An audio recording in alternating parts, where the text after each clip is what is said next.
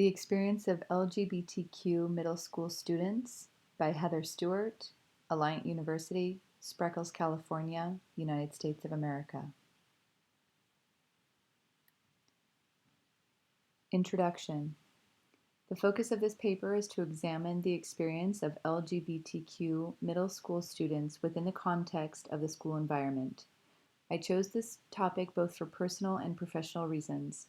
My 8th grade daughter identifies as pansexual and has been struggling with her own middle school experience as it pertains to sexual identity.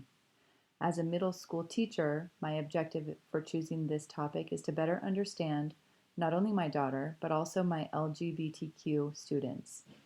This research project is worthwhile because now more than ever before in the United States, kids are coming out as being a part of the LGBTQ community. As such, it is imperative that we, as educators, continue to learn and grow so we can support this diverse community of students. In order for students to be successful in their academic endeavors, they must first feel safe and supported. Schools must continue to strive to create a safe and supportive environment where all students can thrive. This paper will explore the experiences of LGBTQ students in middle school and the effects of those students on those students of the hostile treatment they receive at school.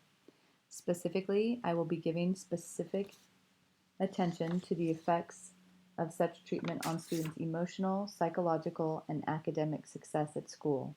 Finally, I will report on how educators and school districts can better support our LGBTQ middle school students.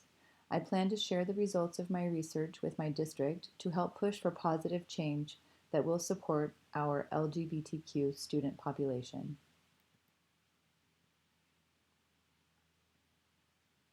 Experiences of LGBTQ students. Bullying is a negative phenomenon experienced on some level by most middle schoolers across the country. For LGBTQ middle school students, this occurrence is even more prevalent. According to the 2017 National School Climate Survey conducted by the Gay, Lesbian, and Straight Education Network, Gleason, quote, the vast majority of LGBTQ students, 87.3%, experienced harassment or assault based on personal characteristics including sexual orientation, gender expression, gender, religion, actual or perceived race and ethnicity, and actual or perceived disability. This statistic is startling and speaks to the overwhelming amount of hostility that LGBTQ students face in the school environment. According to the findings of a study by Freeman, LaSalle, Neves, and Sugai, quote, students identifying as LGB reported significantly lower perceptions of school climate. This indicates that the treatment that LGBTQ students experience has a very real and damaging effect on their perception of the school experience. This harassment and bullying includes verbal harassment, sexual harassment, physical harassment, and cyberbullying. In addition to harassment and bullying, many LGBTQ students experience exposure to biased language. In plain terms, these students experience name-calling to a higher degree than other students. For example, students report being called names like gay, fag, dyke, spaz, tard. Transgender people often hear terms such as tranny and he/she. According to Keith Berry, this discourse implicates LGBT students' identities. They are the abject dykes, faggots, tranny, and or gays about whom others are speaking negatively and harmfully. In addition, participation in this way of relating by teachers and school staff, the adults these youth are supposed to trust, who are supposed to know and do better, and who are supposed to be models of inclusive and violence-free climates and protectors of students, especially the most vulnerable ones, essentially legitimizes anti-LGBTQ remarks and in doing so further imperils the students. End quote. This brings to light the fact that even teachers and the adults on middle school campuses contribute to the hostile environment experienced by LGBTQ students. This is a trend that must stop if students are to feel safe in their school environments. It is imperative that middle school teachers come to the defense of the defenseless In this case, teachers need to not only refrain from the name calling, but actually interject to keep others from verbally harassing LGBTQ students.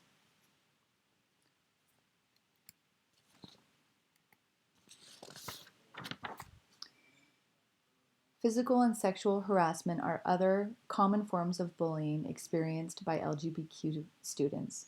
According to the Gleason report, quote, with regard to physical harassment, over a third, 36.7% of LGBTQ students had been physically harassed, e.g. shoved or pushed, at some point at school during the past year based on their sexual orientation, gender expression, or gender. However, it is not uncommon for these incidences to go unreported because students fear additional retribution by the aggressor should they report the assault, according to Clark et al. Similarly, a majority of LGBTQ students, 57.3%, had been sexually harassed at school, and 14.4% reported that such events occurred often or frequently. The following quote, published in Gleason's 2017 report, sheds some light on the devastating sexual harassment experienced at school by our LGBTQ youth. Quote, a few guys have pushed me against the walls and groped me. I've only gone to school staff once after this incident, and I was questioned if I had done something to provoke this sort of response from my peers. I haven't told anyone else in fear that I would be blamed. This experience by this young student underscores the hostility and lack of recourse some LGBTQ students feel they have in their school environments.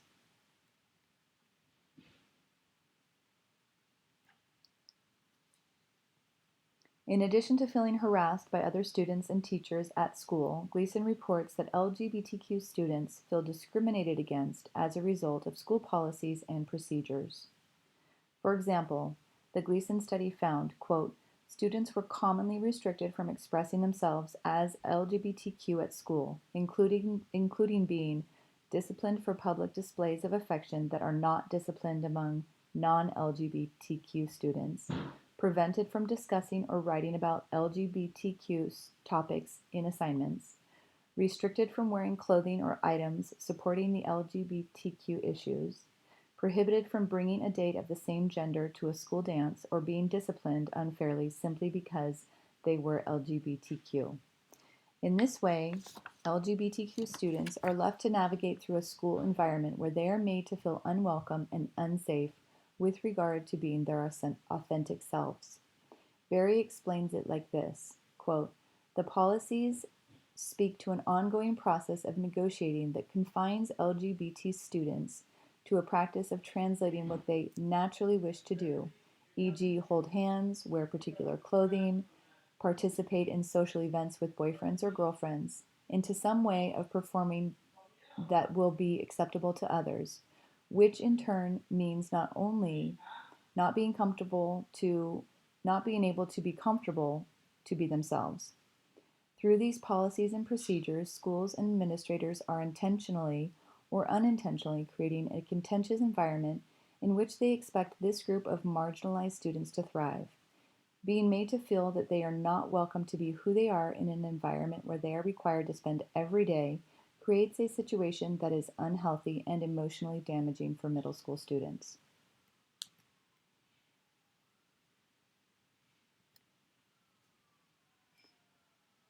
The effects of hostile school environment on LGBTQ middle school students. The emotional, psychological, and academic damage experienced by LGBTQ students as a result of an inhospitable school environment is hard to quantify. The result can include dropping out of school, low academic performance, depression, and low self-esteem.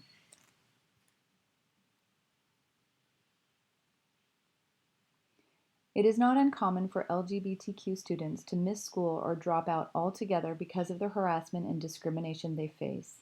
The Gleason study found, quote, students were at least 3 times as likely to have missed school in the past month if they had experienced higher levels of victimization related to their sexual orientation, 63.3% versus 23.1%, or their gender expression, 61.6% versus 23.2%. Additionally, students may choose to drop out when they feel like they have no other options, This may be due to anxiety and depression related to the contentious school environment, too many days of missed school due to bullying and harassment, not having enough units to graduate, and feeling unsafe in the school environment. This is a particular problem in schools where LGBTQ students feel like they have no recourse for the bullying and harassment they receive.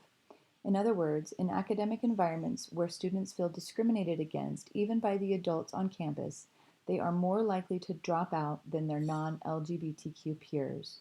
It stands to reason that students who are experiencing victimization at school because of their gender identity may feel like they have no other option than to drop out of school to protect themselves.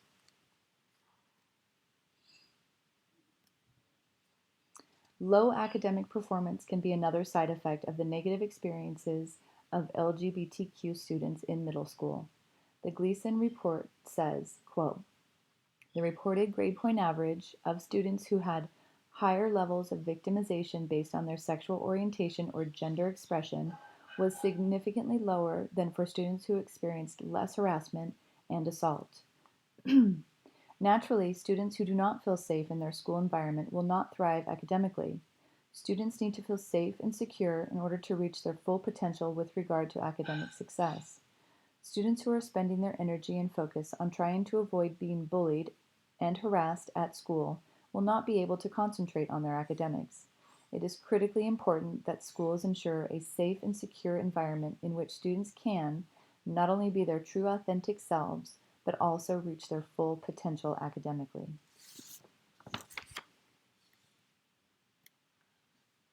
In addition to the academic effects of harassment and discrimination on LGBTQ students, the emotional effects on those same students is substantial. According to Gleason, quote, 63.2% of students who experienced higher levels of victimization based on sexual orientation demonstrated higher levels of depression compared to 39.1% of students who experienced lower levels of victimization. Harassment and discrimination takes a toll on all students, but especially those who are already struggling with self-identity. These students are often more vulnerable than other students as they try to make sense of themselves and figure out how they fit into the social constructs of the school environment. Realizing that perhaps they can't escape the harassment and bullying makes them feel powerless and hopeless and can lead to anxiety and depression.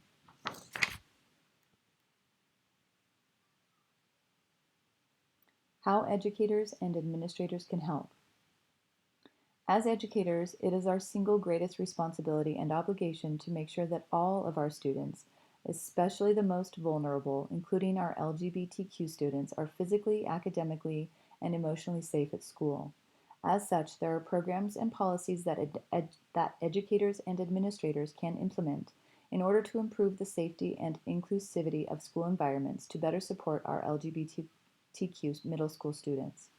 Among those, gay-straight alliances, known as GSAs, have proven to be very effective in creating a positive school environment for LGBTQ students.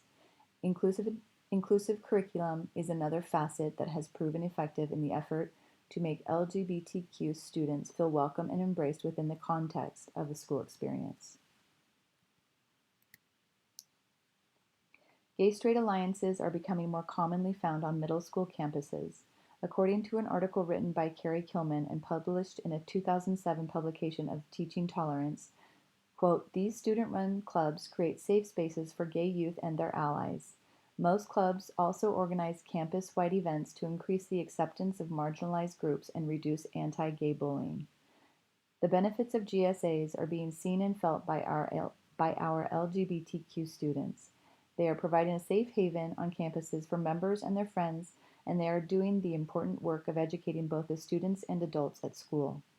Keith Berry reports the good news that, quote, students at schools that offered gay-straight alliances experienced less homophobic remarks, had school staff who more frequently intervened in response to witnessing homophobic comments, felt safer as LGBTQ within school climate, suffered from less victimization, and felt like they were more a part of the school.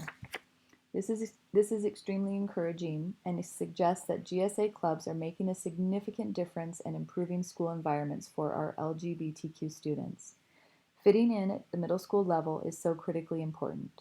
To thrive academically, socially, and emotionally, students have to feel like they have a place to belong within the social construct of their schools.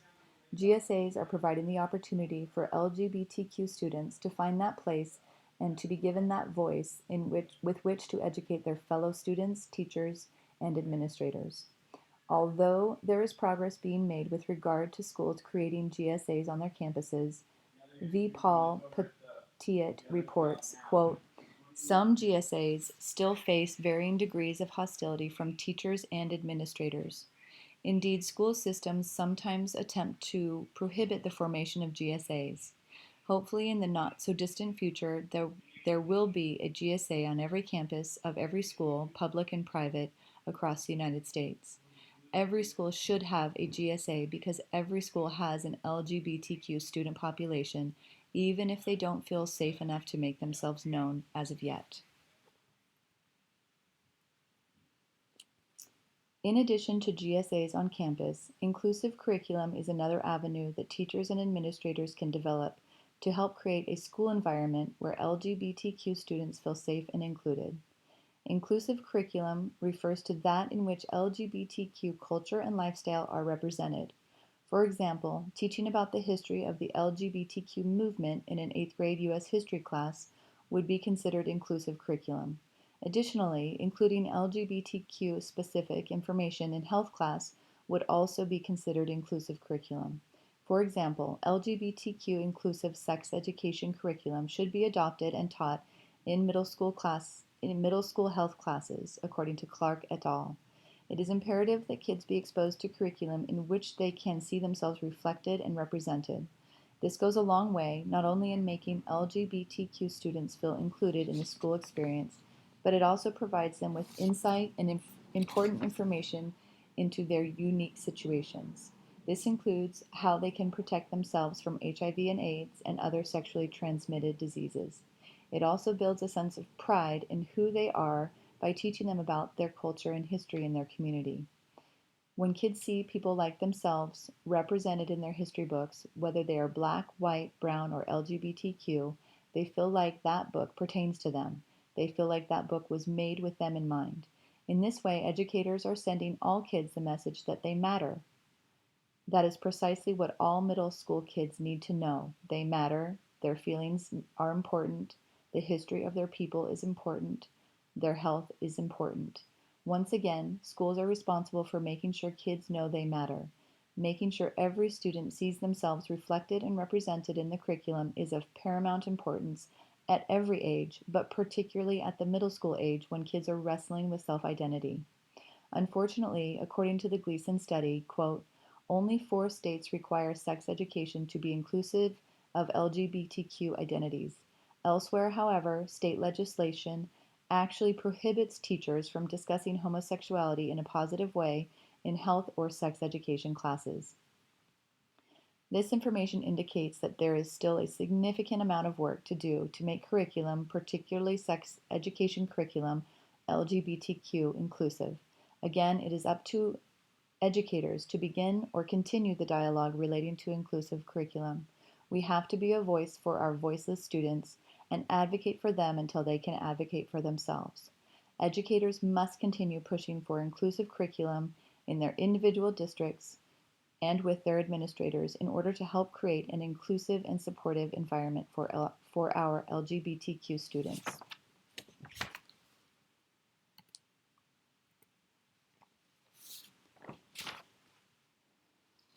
I started this paper by sharing that my middle school daughter identifies as pansexual. She will be starting her 8th grade year in just a few days. This past year, she has struggled with anxiety, depression, self-harm, and suicidal ideation. Thankfully, she has been able to receive the support she needs, and I am happy to report that she is currently stable and looking forward to getting back to the normal life of an 8th grader. We are extremely lucky that her middle school is amazingly supportive of their LGBTQ student population. There are rainbows painted in the hallways and a very active GSA on campus. Most, if not all, teachers are visibly supportive of their LGBTQ students. There are many openly lesbian, gay, bisexual, transgender, and queer kids on campus. They are largely represented largely respected by their fellow students because the school has made it their mission to create an inclusive environment with a culture where students love each other. They love each other exactly as they are because they have been taught that love is love. My hope for middle schoolers everywhere is that they are able to go to school and experience an environment that is as supportive as my daughter's middle school. It is up to us, the educators and adults in the lives of LGBTQ kids, to make that happen for our students. Thank you so much.